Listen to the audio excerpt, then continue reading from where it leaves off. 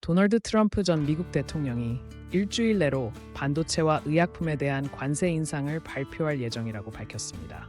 의약품의 경우 처음에는 소규모 관세를 적용한 후 1년 뒤 150%, 최종적으로 250%까지 단계적으로 인상할 계획이며 반도체는 별도의 조치가 이뤄질 전망입니다.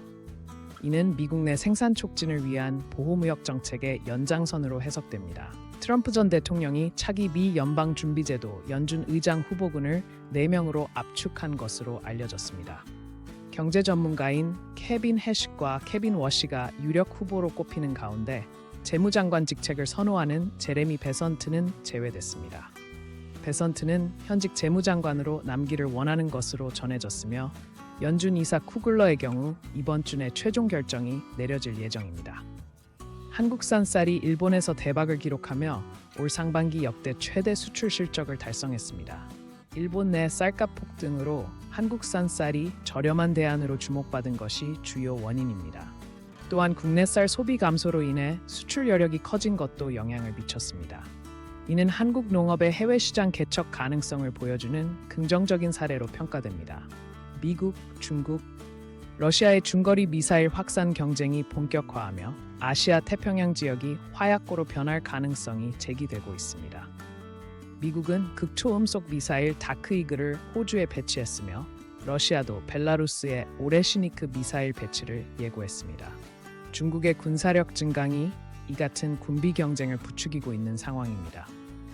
미국과 인도의 러시아 석유 구매 문제를 둘러싼 갈등이 미국, 일본, 호주 협력체의 균열을 낳을 가능성이 대두되고 있습니다. 최근 무역협상 결렬과 트럼프 전 대통령의 쿼드 정상회담 불참이 겹치면서 중국의 전략적 이득만 커질 것이라는 분석이 나옵니다. 전문가들은 중국 영향력 대응을 위해 인도와의 관계 유지가 필수적이라고 강조합니다. 유럽연합 EE 인공지능 규제를 위한 역사적 법안을 최종 승인했습니다. 이 법안은 고위험 AI 시스템에 대한 엄격한 규제를 포함하며 생체 인식 감시 등에 대한 제한도 명시되어 있습니다. EU는 이 법안을 통해 글로벌 AI 규제 표준을 선도하려는 의지를 보였습니다.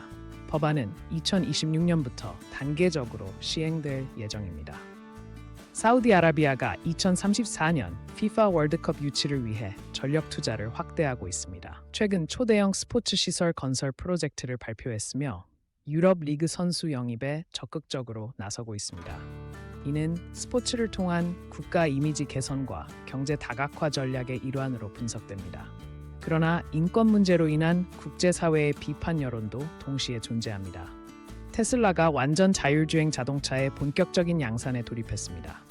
앨런 머스크 CEO는 로보택시 서비스와 함께 새로운 모델 출시를 발표하며 자율주행 시대의 개막을 선언했습니다. 그러나 안전성 검증 미비와 관련 규제 문제로 인해 일부 전문가들은 신중한 접근이 필요하다고 지적합니다. 테슬라는 내년 말까지 글로벌 시장 공략을 계획 중입니다. 세계보건기구가 동남아시아에서 처음 발견된 신종 바이러스 섹스플루에 대해 국제적 주의보를 발령했습니다. 현재까지 세계국에서 150명 이상의 감염자가 확인되었으며 백신 개발이 시급한 상황입니다. WHO는 여행 제한은 권고하지 않았지만 개인 위생 수칙 준수를 강조했습니다.